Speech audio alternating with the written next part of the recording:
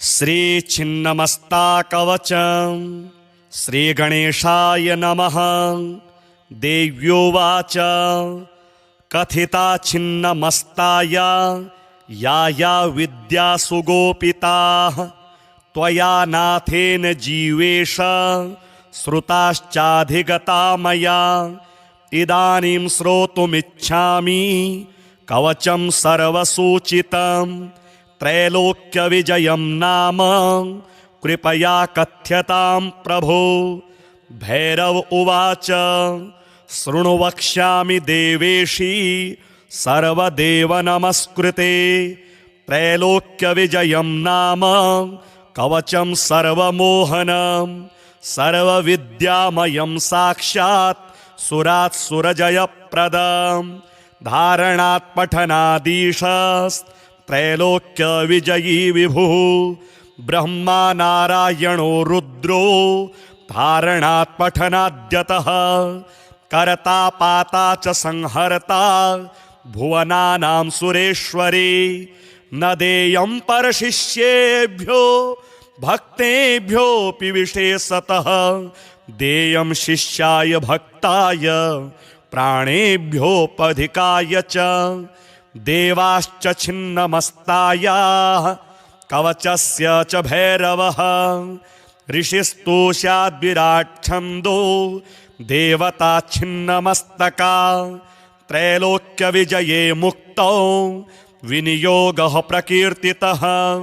हुंकारो मे शिरः पातु छिन्नमस्ता बलप्रदा। ह्रां ह्रूं ऐं त्र्यक्षरी पातु भालं वक्त्रं दिगंबरा। श्रीं ह्रीं ह्रूं ऐं दृशौ पातु मुंडं कर्तृधरापि सा विद्या प्रणवाद्यन्ता श्रुतियुग्मं सदावतु। वज्रवैरोचनीये हुं फट् स्वाहा च ध्रुवादिका। क्राणं पातु छिन्नमस्ता मुंडकर्तृविधारिणी। श्रीमाया कूर्चवाग्वीजैर्वज्रवैरोचनीय ह्रूं हुं फट् स्वाहा महाविद्या षोडशी ब्रह्मरूपिणी। स्वपार्श्वे वर्णिनी चाश्रिग धारां पाययति मुदा। वदनं सर्वदा पातु छिन्नमस्ता स्वशक्तिका। मुंडकर्तृधरा रक्ता साधकाभीष्टदायिनी। वर्णिनी डाकिनी युक्ता सापि मामभितोऽवतु। रामाद्या पातु जिह्वां च लज्जाद्या पातु कण्ठकं। कूर्चाद्या हृदयं पातु वागाद्यास्तनयुग्मकं। रमया पुटिता विद्या पार्श्वौ पातु सुरेश्वरी। मायया पुटिता पातु नाभिदेशे दिगंबरा। कूर्चेण पुटिता देवी पृष्ठदेशे सदावतु। वाग्वीजपुटिता चैसा मध्यं पातु सशक्तिका। ईश्वरे कूर्च वाग्वीजैर्वज्रवैरोचनीय ह्रूं हुं फट् स्वाहा महाविद्या कोटिसूर्यसमप्रभा। छिन्नमस्ता सदा पाह्या दुर्युग्मं सशक्तिका। ह्रीं ह्रूं वर्णनीं जानूं श्रीं ह्रीं च डाकिनी पदं। सर्वविद्यास्थिता नित्या सर्वांगं मे सदावतु। प्राच्यां पायादेकिलिङ्गा योगिनी पावकेवतु। डाकिनी दक्षिणे पातु श्रीमहाभैरवी च मां। नैऋत्यां सततं पातु भैरवी पश्चिमे वतु। इन्द्राक्षी पातु वायव्ये सितांगे पातु चोत्तरे। संहारिणी सदा पातु शिवकोणे सकर्त्रिका। इत्यष्टशक्तयः पान्तु दिग्विदिक्षु सकर्त्रिकाः। क्रीं क्रीं क्रीं पातु सा पूर्वं ह्रीं ह्रीं पां पातु पावके। ह्रूं ह्रूं मां दक्षिणे पातु दक्षिणे कालिकावतु। क्रीं क्रीं क्रीं चैव नैऋत्यां ह्रीं ह्रीं च पश्चिमे वतु। ह्रूं ह्रूं पातु मरुत्कोणे स्वाहा पातु सदोत्तरे। महाकाली खड्गहस्ता रक्षः कोणे सदावतु। तारो मायावधूः कूर्चं फट्कारो यं महामनुः। खड्गकर्त्री धरा तारा चोर्ध्वदेशं सदावतु ह्रीं स्त्रीं हुं फट् च पाताले मां पातु चैकजटा सती तारा तु सहिताखिव्यान् महानीलसरस्वती इति ते कथितं देव्याः कवचं मन्त्रविग्रहं यद्धृत्वा पठनान् भीमः क्रोधाख्यो भैरवः स्मृतः सुरासुरमुनीन्द्राणां कर्ता हर्ता भवेत् स्वयं यज्ञाज्ञया मधुमती याति सा साधकालयं भूतिन्याद्याश्च डाकिन्यो यक्षिण्याद्याश्च खेचराः आज्ञां गृह्णन्ति तास्तस्य कवचस्य प्रसादतः एतदेवं परं ब्रह्म कवचं मन्मुखोदितं देवीमभ्यर्च गन्धाद्यैर्मूले नैव पठेत् सकृत् संवत्सरकृतायास्तु पूजायाः फलमाप्नुयात् भूर्जे विलिखितं चेतद् गुटिकां काञ्चनस्थितां धारयेद्दक्षिणे बाहौ कण्ठे वा यदि वान्यतः सर्वैश्वर्ययुतो भूत्वा त्रैलोक्यं वशमानयेत् तस्य गेहे वसेल्लक्ष्मीर्वाणी च वदनाम्बुजे ब्रह्मास्त्रादीनि शास्त्राणि तद्गात्रे यान्ति सौम्यताम् इदं कवचमज्ञात्वा यो भजेच्छिन्नमस्तकां सोऽपि शस्त्रप्रहारेण मृत्युमाप्नोति सत्वरं कथिता छिन्नमस्ताया या विद्या सुगोपिताः त्वया नाथेन जीवेश श्रुताश्चाधिगता मया इदानीं श्रोतुमिच्छामि कवचं सर्वसूचितं त्रैलोक्यविजयं नाम कृपया कथ्यतां प्रभो। भैरव उवाच शृणु वक्ष्यामि देवेशी सर्वदेव नमस्कृते त्रैलोक्यविजयं नाम कवचं सर्वमोहनं सर्वविद्यामयं साक्षात् सुरात् सुरजयप्रदं धारणात् पठनादीशस्त्रैलोक्यविजयी विभुः ब्रह्मा नारायणो रुद्रो धारणात् पठनाद्यतः कर्ता पाता च संहर्ता भुवनानां सुरेश्वरी न देयं परशिष्येभ्यो भक्तेभ्योऽपि विशेषतः देयं शिष्याय भक्ताय प्राणेभ्योऽपधिकाय च देवाश्च छिन्नमस्तायाः कवचस्य च भैरवः ऋषिस्तोषाद्विराट् छन्दो देवता छिन्नमस्तका त्रैलोक्यविजये मुक्तौ विनियोगः प्रकीर्तितः हुंकारो मे शिरः पातु छिन्नमस्ता बलप्रदा ह्रां ह्रूं ऐं त्र्यक्षरी पातु भालं वक्त्रं दिगंबरा श्रीं ह्रीं ह्रूं ऐं दृशौ पातु मुंडं कर्तृधरापि सा विद्या प्रणवाद्यन्ता श्रुतियुग्मं सदावतु वज्रवैरोचनीये हुं फट् स्वाहा च ध्रुवादिका क्राणं पातु छिन्नमस्ता मुण्डकर्तृविधारिणी श्रीमाया कूर्च वाग्वीजैर्वज्रवैरोचनीय ह्रूं हुं फट् स्वाहा महाविद्या षोडशी ब्रह्मरूपिणी स्वपार्श्वे वर्णिनी चासृग धारां पाययति मुदा वदनं सर्वदा पातु छिन्नमस्ता स्वशक्तिका मुण्डकर्तृधरा रक्ता साधकाभीष्टदायिनी वर्णिनी डाकिनी युक्ता सापि मामभितोऽवतु रामाद्या पातु जिह्वां च लज्जाद्या पातु कण्ठकं कुर्चाद्या हृदयं पातु वागाद्यास्तनयुग्मकं रमया पुटिता विद्या पार्श्वौ पातु सुरेश्वरी मायया पुटिता पातु नाभिदेशे दिगंबरा कूर्चेण पुटिता देवी पृष्ठदेशे सदावतु वाग्वीज पुटिता चैसा मध्यं पातु सशक्तिका ईश्वरे कूर्च वाग्वीजैर्वज्रवैरोचनीय ह्रूं हों फट् स्वाहा महाविद्या कोटिसूर्यसमप्रभा छिन्नमस्ता सदा पाह्या दुर्युग्मं सशक्तिका ह्रीं ह्रूं वर्णनीं जानूं श्रीं ह्रीं च डाकिनी पदं सर्वविद्यास्थिता नित्या सर्वाङ्गं मे सदावतु प्राच्यां पायादेकिलिङ्गा योगिनी पावकेवतु डाकिनी दक्षिणे पातु श्रीमहाभैरवी च मां नैऋत्यां सततं पातु भैरवी पश्चिमे वतु इन्द्राक्षी पातु वायव्ये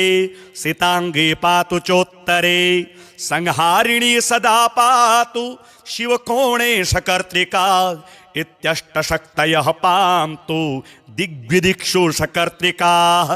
क्रीं क्रीं क्रीं पातु सा पूर्वं ह्रीं ह्रीं पां पातु पावके ह्रूं ह्रूं मां दक्षिणे पातु दक्षिणे कालिकावतु क्रीं क्रीं क्रीं चैव नैऋत्यां ह्रीं ह्रीं च पश्चिमे वतु ह्रूं ह्रूं पातु मरुत्कोणे स्वाहा पातु सदोत्तरे महाकाली खड्गहस्ता रक्षः कोणे सदावतु तारो मायावधूः कूर्चं फट्कारो यं महामनुः खड्गकर्त्रीधरा तारा चोर्ध्वदेशं सदावतु ह्रीं स्त्रीं हुं फट् च पाताले मां पातु चैकजटा सती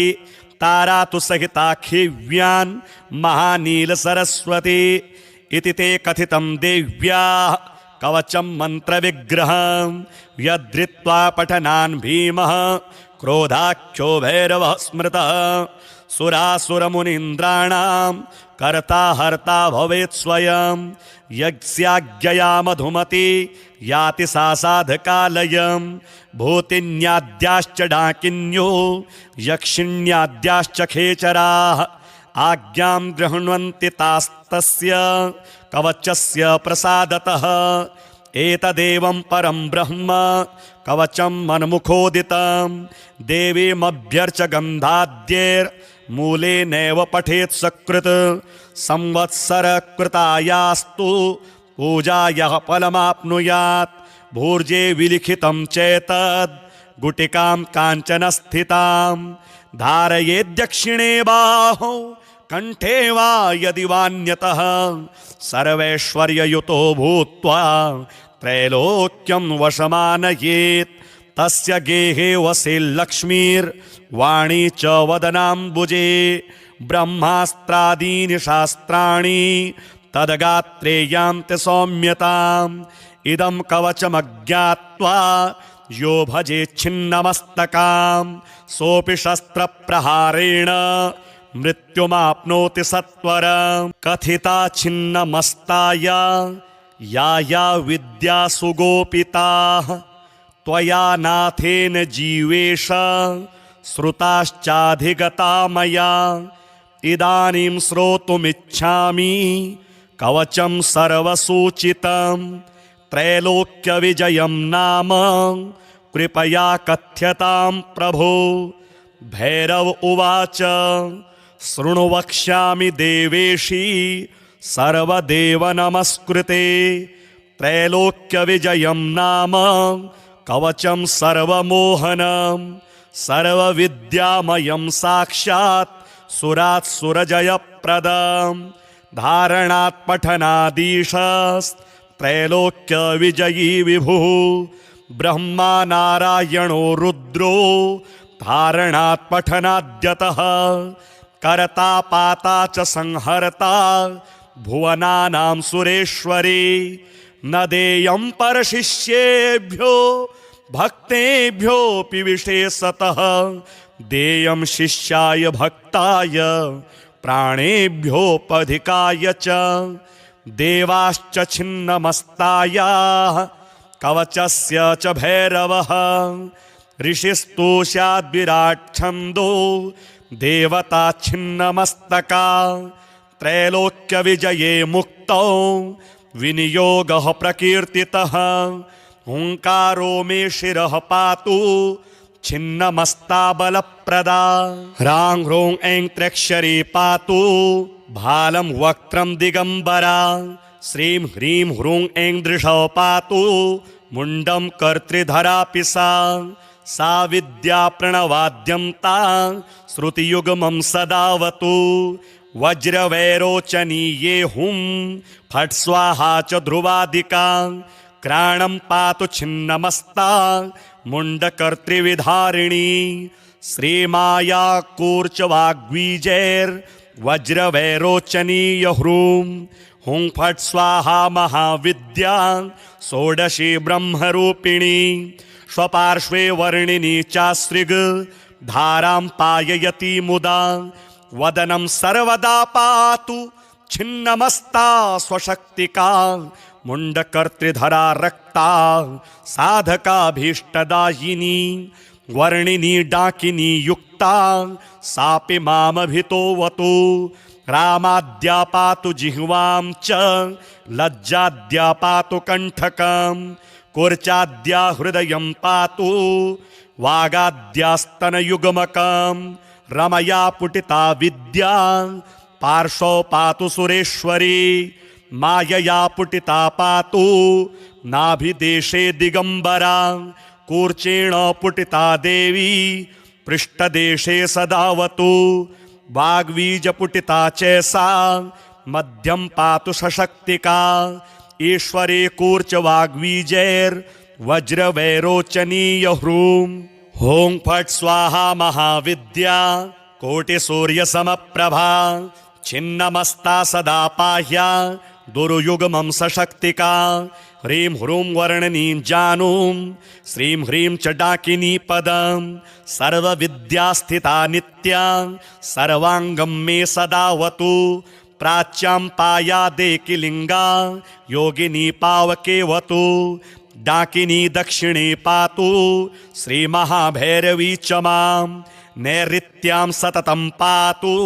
भैरवी पश्चिमे वतु इन्द्राक्षी पातु वायव्ये सितांगे पातु चोत्तरे संहारिणी सदा पातु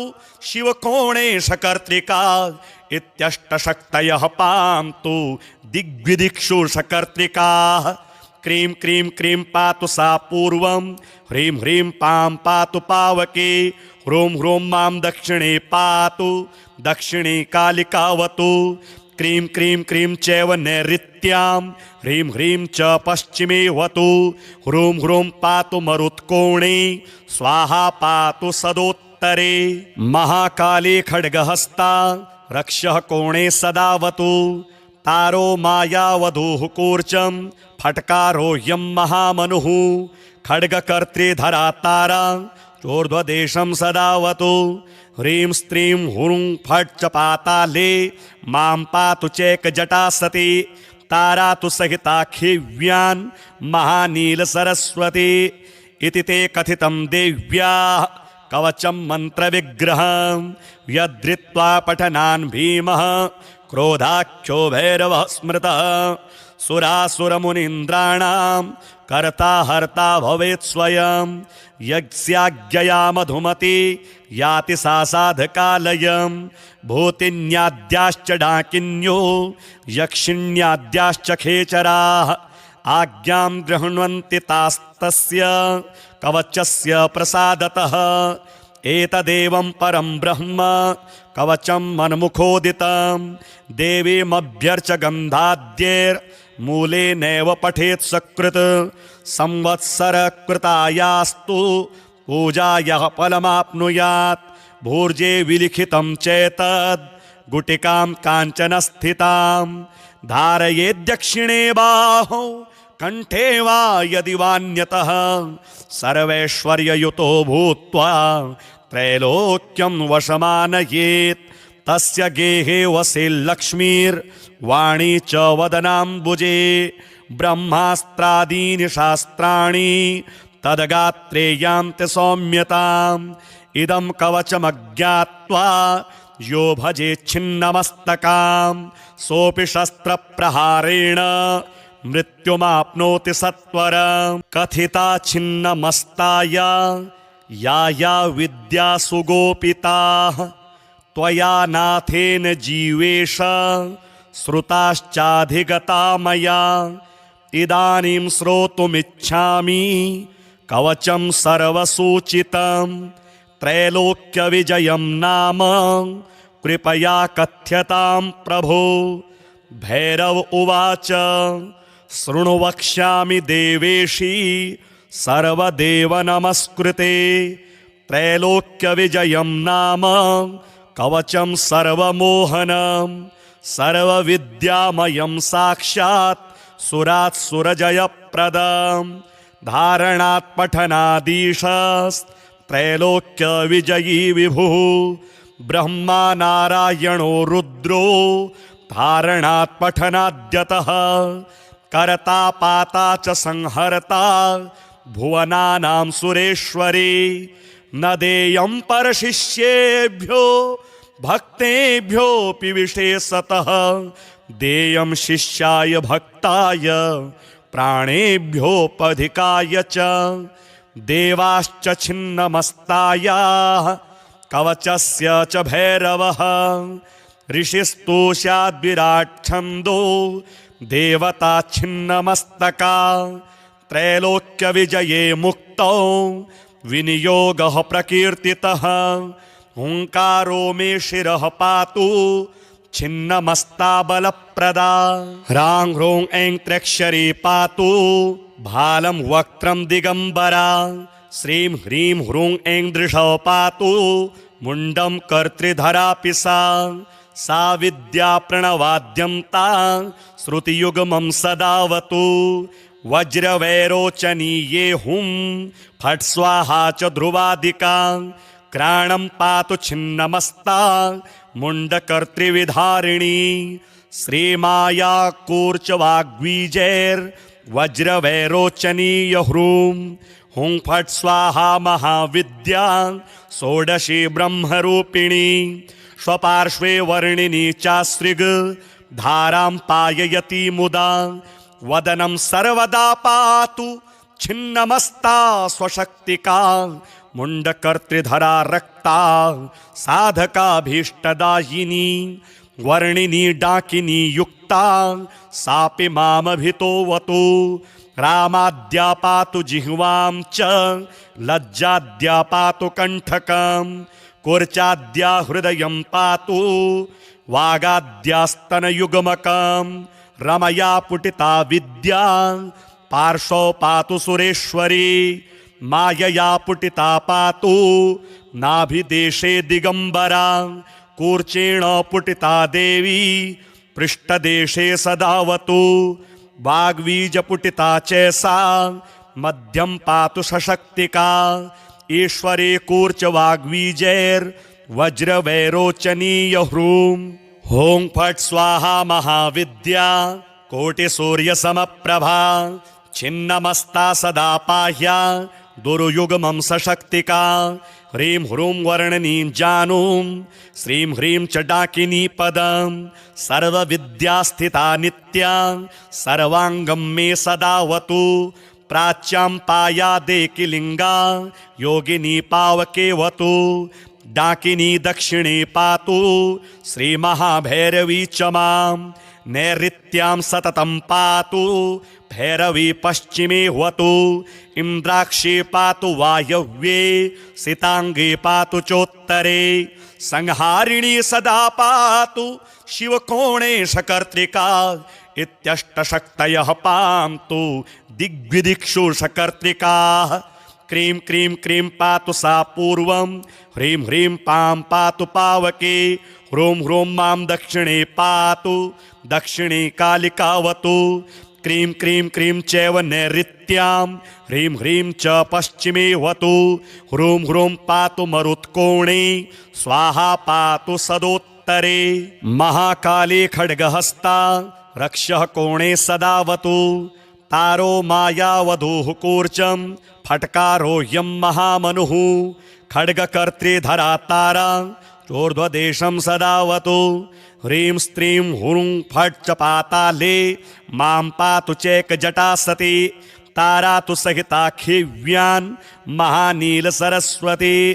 इति ते कथितं देव्याः कवचं मन्त्रविग्रहं यद्धृत्वा पठनान् भीमः क्रोधाख्यो भैरवः स्मृतः सुरासुरमुनीन्द्राणां कर्ता हर्ता भवेत् स्वयं यज्ञाज्ञया मधुमती याति सा साधकालयं भूतिन्याद्याश्च डाकिन्यो यक्षिण्याद्याश्च खेचराः आज्ञां गृह्णन्ति तास्तस्य कवचस्य प्रसादतः एतदेवं परं ब्रह्म कवचं मन्मुखोदितं देवीमभ्यर्च गन्धाद्यैर्मूले नैव पठेत् सकृत् संवत्सरकृतायास्तु पूजायाः फलमाप्नुयात् भूर्जे विलिखितं चेतद् गुटिकां काञ्चनस्थितां धारयेद्दक्षिणे बाहौ कण्ठे वा यदि वान्यतः सर्वैश्वर्ययुतो भूत्वा त्रैलोक्यं वशमानयेत् तस्य गेहे वसेल्लक्ष्मीर्वाणी च वदनाम्बुजे ब्रह्मास्त्रादीनि शास्त्राणि तद्गात्रे यान्ति सौम्यताम् इदं कवचमज्ञात्वा यो भजेच्छिन्नमस्तकां सोऽपि शस्त्रप्रहारेण मृत्युमाप्नोति सत्वरं कथिता छिन्नमस्ताया या विद्या सुगोपिताः त्वया नाथेन जीवेश श्रुताश्चाधिगता मया इदानीं श्रोतुमिच्छामि कवचं सर्वसूचितं त्रैलोक्यविजयं नाम कृपया कथ्यतां प्रभो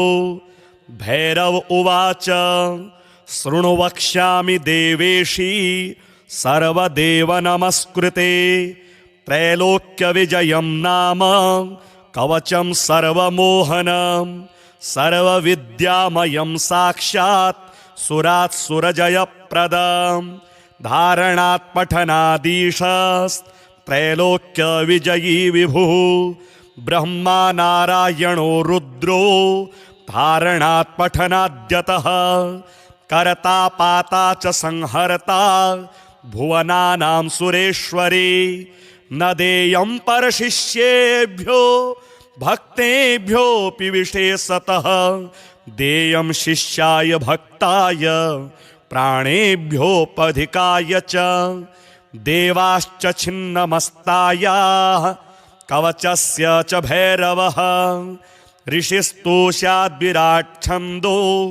देवता छिन्नमस्तका त्रैलोक्यविजये मुक्तौ विनियोगः प्रकीर्तितः हुङ्कारो मे शिरः पातु छिन्नमस्ता बलप्रदा ह्रां ह्रूं ऐं त्र्यक्षरी पातु भालं वक्त्रं दिगम्बरा श्रीं ह्रीं ह्रूं ऐं दृशौ पातु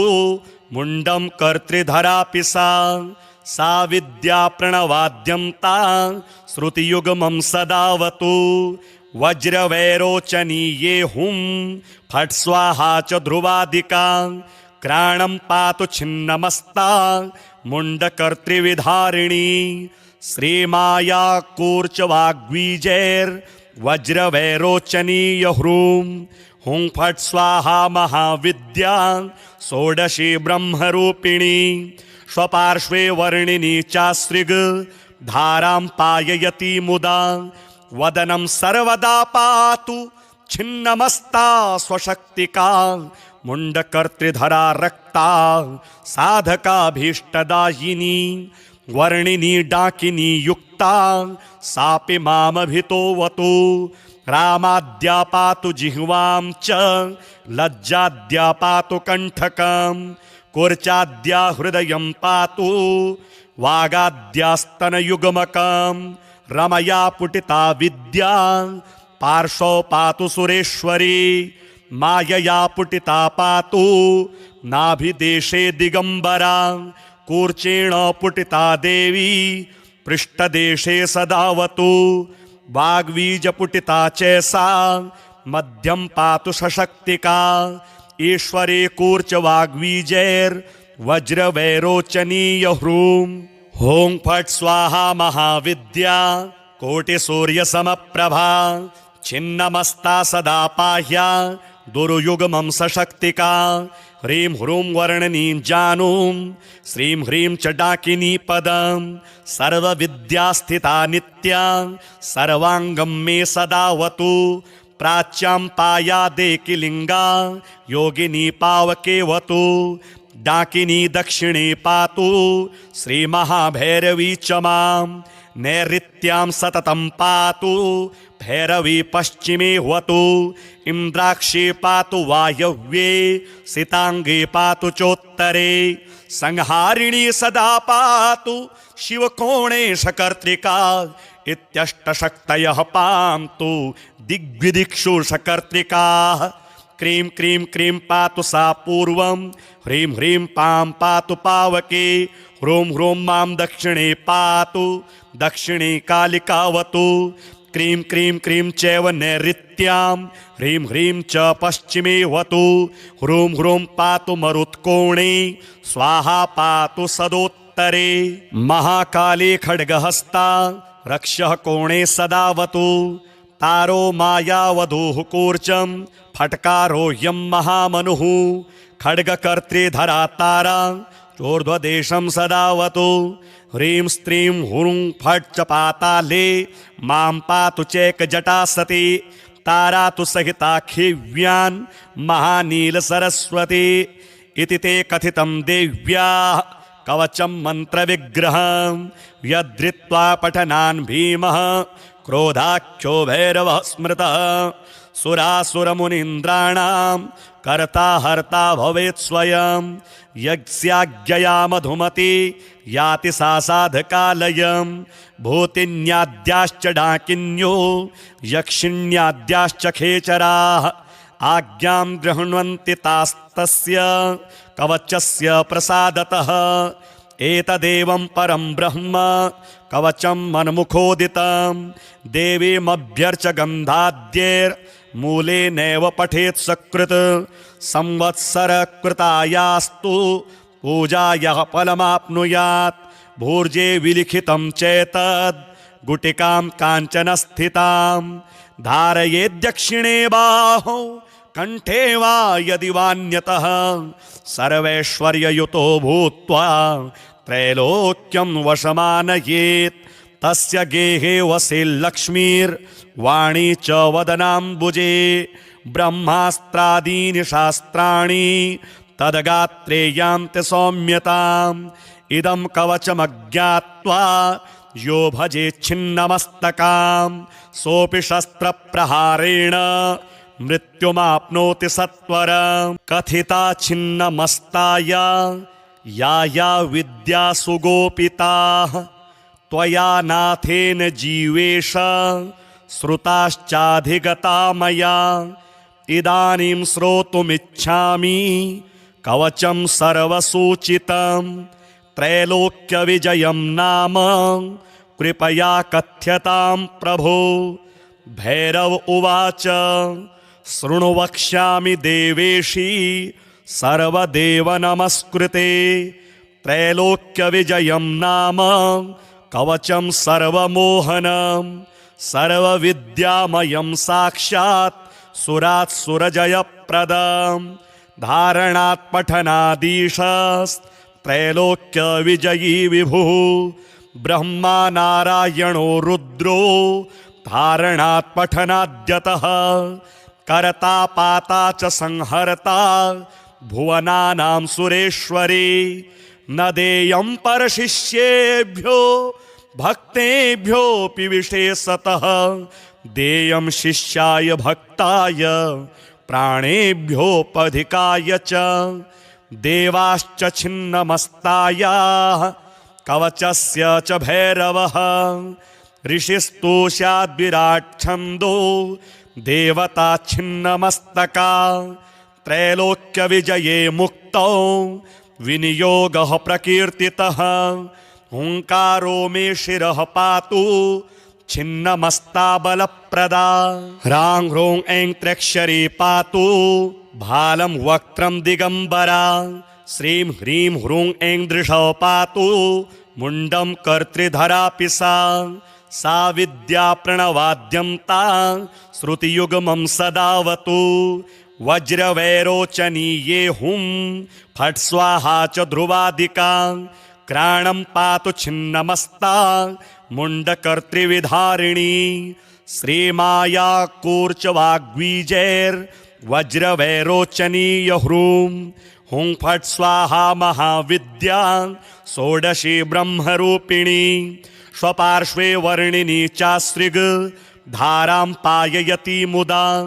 वदनं सर्वदा पातु छिन्नमस्ता स्वशक्तिका मुण्डकर्तृधरा रक्ता साधकाभीष्टदायिनी वर्णिनी डाकिनी युक्ता सापि मामभितोऽवतु रामाद्या पातु जिह्वां च लज्जाद्या पातु कण्ठकं कुर्चाद्या हृदयं पातु वागाद्यास्तनयुग्मकं रमया पुटिता विद्या पार्श्वौ पातु सुरेश्वरी मायया पुटिता पातु नाभिदेशे दिगंबरा कूर्चेण पुटिता देवी पृष्ठदेशे सदावतु वाग्वीज पुटिता चैसा मध्यम पातु सशक्तिका ईश्वरे कूर्च वाग्वीजैर्वज्रवैरोचनीय ह्रूं हुं फट् स्वाहा महाविद्या कोटिसूर्यसमप्रभा छिन्नमस्ता सदा पाह्या दुर्युग्मं सशक्तिका ह्रीं ह्रूं वर्णनीं जानूं श्रीं ह्रीं च डाकिनी पदं सर्वविद्यास्थिता नित्या सर्वाङ्गं मे सदावतु प्राच्यां पायादेकिलिङ्गा योगिनी पावकेवतु डाकिनी दक्षिणे पातु श्रीमहाभैरवी च मां नैऋत्यां सततं पातु भैरवी पश्चिमे वतु इन्द्राक्षी पातु वायव्ये सिताङ्गे पातु चोत्तरे संहारिणी सदा पातु शिवकोणे शकर्त्रिका इत्यष्टशक्तयः पान्तु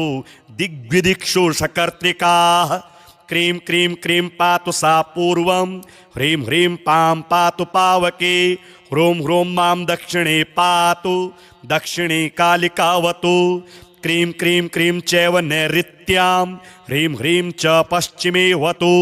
ह्रूं ह्रूं पातु मरुत्कोणे स्वाहा पातु सदोत्तरे महाकाली खड्गहस्ता रक्षः कोणे सदावतु तारो मायावधूः कूर्चं फट्कारो यं महामनुः खड्गकर्त्रीधरा तारा चोर्ध्वदेशं सदावतु ह्रीं स्त्रीं हुं फट् च पाताले मां पातु चैकजटा सती तारा तु सहिता खिव्यान् महानीलसरस्वती इति ते कथितं देव्याः कवचं मन्त्रविग्रहं यद्धृत्वा पठनान् भीमः क्रोधाख्यो भैरवः स्मृतः सुरासुरमुनीन्द्राणां कर्ता हर्ता भवेत् स्वयं यज्ञाज्ञया मधुमती याति सा साधकालयं भूतिन्याद्याश्च डाकिन्यो यक्षिण्याद्याश्च खेचराः आज्ञां गृह्णन्ति तास्तस्य कवचस्य प्रसादतः एतदेवं परं ब्रह्म कवचं मन्मुखोदितं देवीमभ्यर्च गन्धाद्यैर्मूले नैव पठेत् सकृत् संवत्सरकृतायास्तु पूजायाः फलमाप्नुयात् भूर्जे विलिखितं चेतद् गुटिकां काञ्चनस्थितां धारयेद्दक्षिणे बाहौ कण्ठे वा यदि वान्यतः सर्वैश्वर्ययुतो भूत्वा त्रैलोक्यं वशमानयेत् तस्य गेहे वसेल्लक्ष्मीर्वाणी च वदनाम्बुजे ब्रह्मास्त्रादीनि शास्त्राणि तद्गात्रे यान्ति सौम्यताम् इदं कवचमज्ञात्वा यो भजेच्छिन्नमस्तकां सोऽपि शस्त्रप्रहारेण मृत्युमाप्नोति सत्वरम्।